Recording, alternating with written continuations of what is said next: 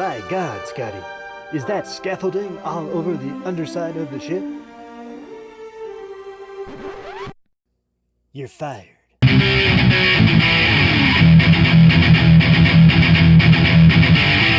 Hey guys, welcome back inside of the Plastic Planet. I'm your host Nick Nack, hanging out with you guys tonight. Guys, well, I teased a very, very large item coming here to the Plastic Planet in my last video, the one I just actually dropped just last night, so hasn't had a lot of time to marinate out there. So if you haven't seen it, then don't worry about it. You don't need to see it to watch this video. But yeah, you clicked on the thumbnail. You guys now know what I'm talking about. That's right, guys. I got the Tomy Kickstarter 3-foot U.S.S. Enterprise from the original Star Trek series. My very, very favorite spaceship, basically, in all of science fiction. And so it is here.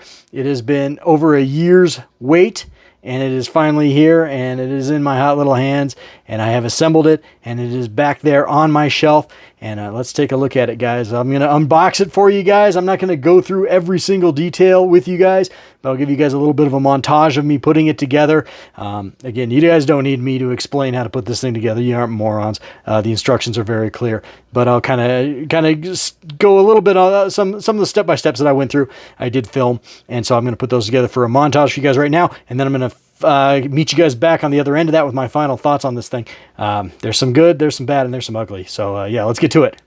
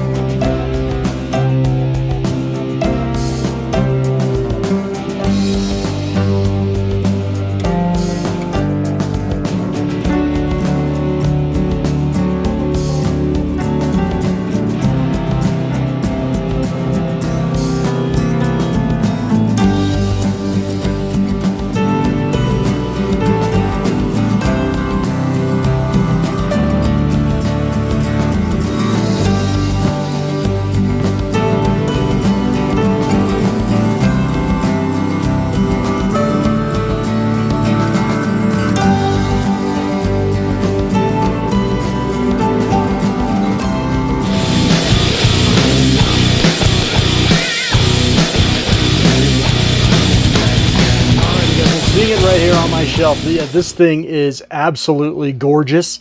It is absolutely awesome to look at, and I have removed that that secondary hull stand, or the saucer section stand. It feels sturdy enough to me to be able to display it like this permanently. I don't live in earthquake country or anything like that, and it does sit on that main base fairly well. Tomy can take that saucer section stand and shove it where the sun don't shine. As far as I'm concerned, it is ugly. It looks like frickin' scaffolding or something. And of course, they put it on the side of the ship that does not have the screw covers. So, I mean, I understand these things. I don't understand these things. I'm not a product engineer. I'm not a product designer, but I understand that these things sometimes have to make amendment, changes and things like that when they're in the middle of designing these things to make them more cost effective and whatever. I'm not going to jump up there to climb up Tomy's ass for that. But the fact that they put this ugly stand on the side that does not have the screw holes was an absolute mistake. Other YouTubers have pointed that out. A really, really great YouTuber that's really gone over the all the bells and whistles of this, because he got it a couple weeks ago, because he's in Australia. Trevor Gibbs, I'm going to give him a shout out because he was really instrumental in me keeping this thing. I almost got rid of my pre-order when I saw some of the mistakes that were made, including how ugly that stand was.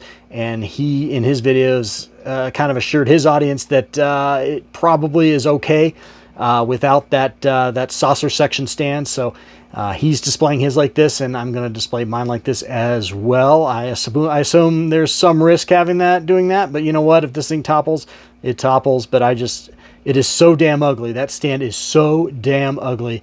I'm going to risk it. And I'm okay with that. I'll take that risk. But again, it's really, really sturdy, guys. I'm not too worried about it. It sits on that stand very, very nicely. But anyway, a lot of great things here. Again, I just seeing it all lit up like that in all its glory is absolutely phenomenal. Looks absolutely awesome like this.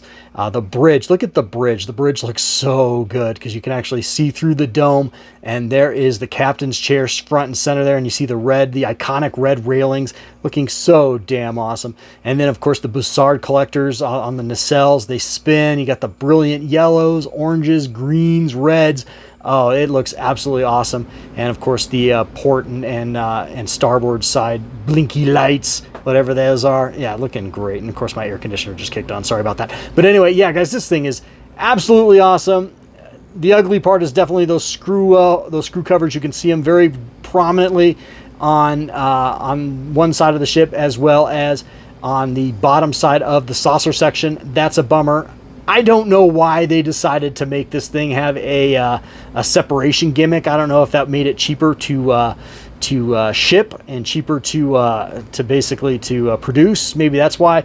I mean, there's no on-screen usage of the original U.S.S. Enterprise separating.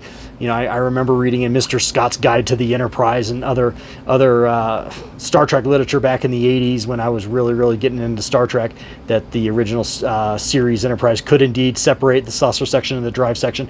Of course, they would need a starbase to reconnect it, unlike the Enterprise D, which famously can do it by itself, basically separate and reconnect back together by itself. But anyway, I don't know. It just felt like a real unnecessary thing.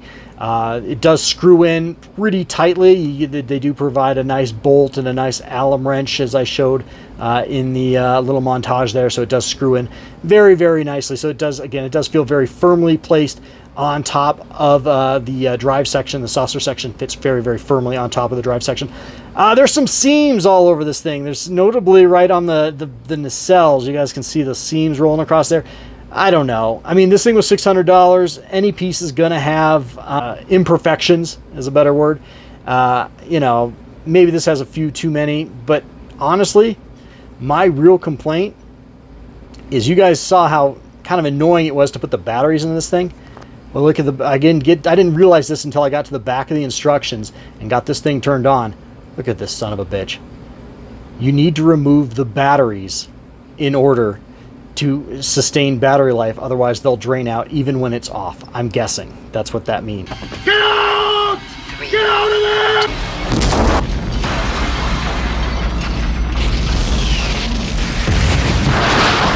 That dirty Turkish horseback flat important Philip Martin.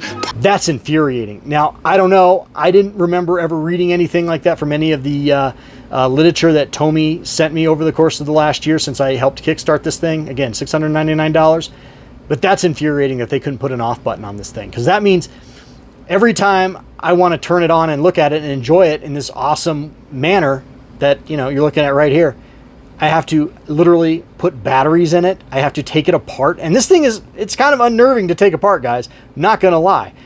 You know, I put it together on top of the styrofoam and put the batteries in it on top of the styrofoam where it would be nice and safe. But to do that on my shelves, oh my God, it's going to get, excuse my French, it's going to get fucked up at some point. That is bullshit. And the fact that they didn't, that I don't think they were upfront about that. They may have, and I missed it. Granted, I don't read every single thing that's sent to me in my email inbox. And they did send a lot of transmissions, as they called it, over the course of the year since this thing was originally kickstarted and fulfilled. But I don't remember reading about that, because that would have definitely changed whether I got this thing or not. I was hoping it would come with an AC adapter, and that would have been gold. Because this is how I want to display it. This is how I want to look at it. I want to come down here.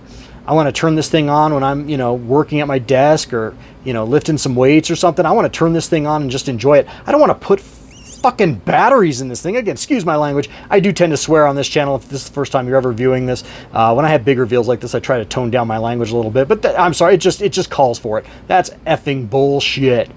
So anyway, that is definitely the real bad about this. The good is it looks gorgeous.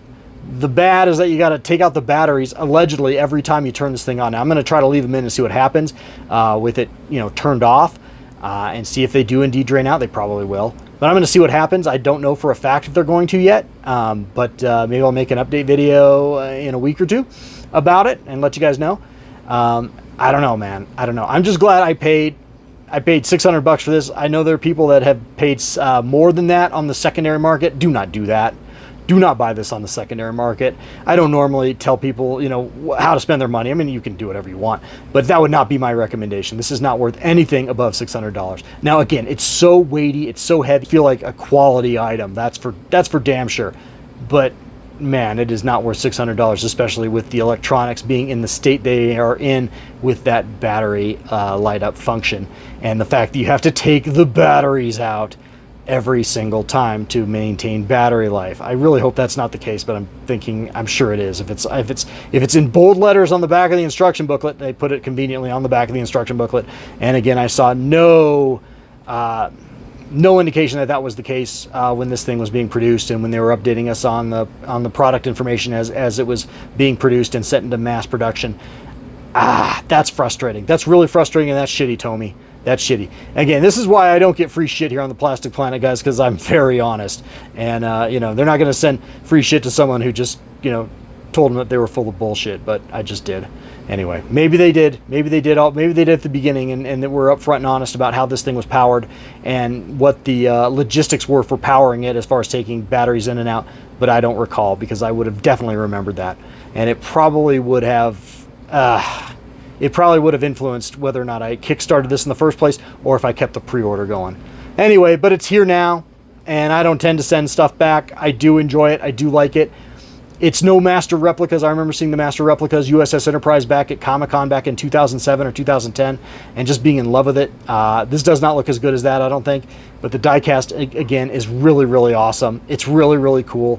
The detailing on this thing outside of the screw covers is really, really amazing. I know they tried to model this very closely after the original filming model that's in the Smithsonian, which is really cool. Hats off to that. Again, I'm not an expert. You know, this is I typically, you know, review Star Wars toys on this channel and other, you know, hot toys and things like that. You know, this is not Trek Yards or something. So this is not my area of expertise. But yeah, I don't know. Again, mixed bag, guys, mixed bag. But it is pretty cool overall until the batteries run out, and then it'll suck.